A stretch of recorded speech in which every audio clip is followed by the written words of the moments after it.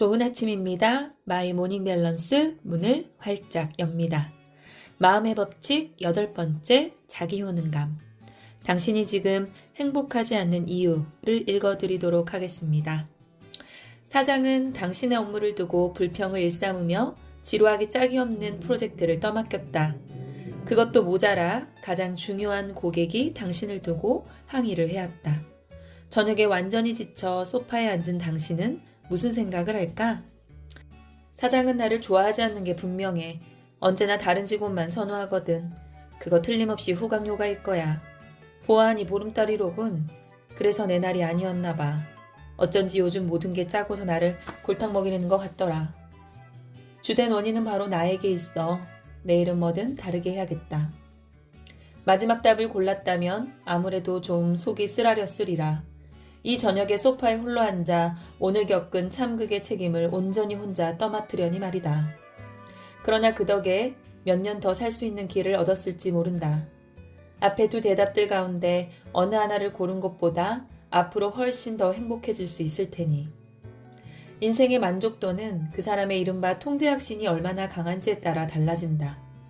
통제확신이란 내 인생에서 일어나는 일은 내가 통제할 수 있다는 것이다. 앞서 우리는 어떤 상황이 벌어졌을 때 원인을 외부 조건 탓으로 돌리는 게 좋지 않다는 것을 알았다.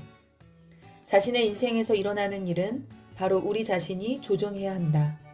주변 사람들에게 책임을 떠넘기는 것은 자신의 인생을 남에게 맡겨버리는 것과 같기 때문이다.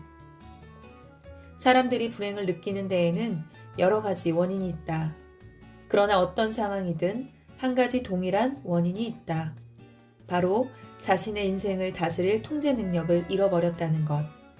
당신도 알 것이다. 그 무기력하고 답답한 느낌을.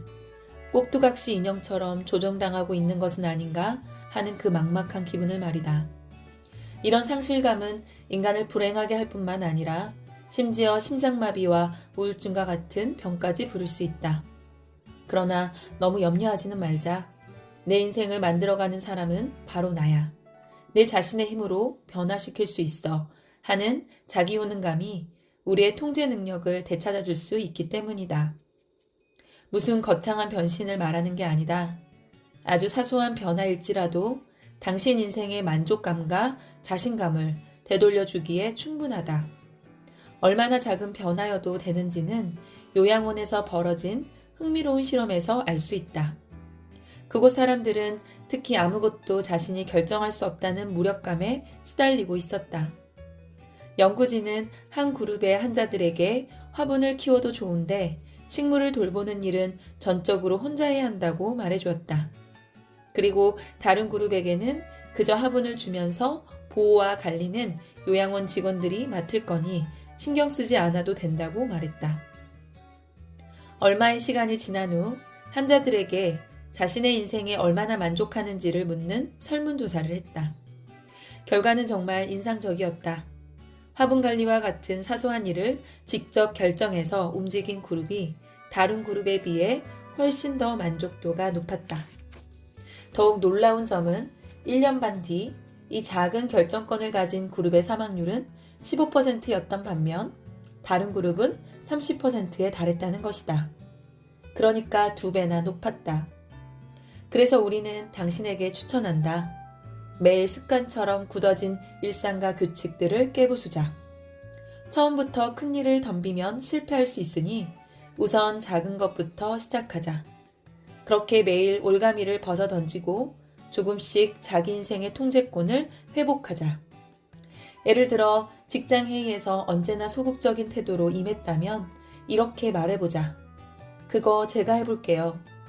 사장은 당신의 적극성에 기뻐하리라. 늘 자신의 문제로 조잘거리는 애인 때문에 매일 몇 시간을 허비한다면 이렇게 말해보자. 이제 나를 위한 시간을 가질게. 물론 바꾸려 수천 번 시도했지만 잘 되지 않았다는 사례도 있다. 그럴 때는 어떻게 해야 좋을까? 예를 들어 사장이 사무실에 무조건 7시 반까지 출근해야 한다고 지시했다고 하자. 아침에 일어나는 게 너무 힘든 당신은 할 일도 별로 없는데 왜 꼭 그 시간에 출근하라는 걸까? 1시간 더 자고 나오는 게 업무 능률에 훨씬 더 나을 텐데. 라고 생각하며 사장에게 여러 차례 물어봤지만 그때마다 안 되라는 답이 돌아왔다. 그럴 때는 일주일에 하루만 그렇게 하자고 해보면 어떨까?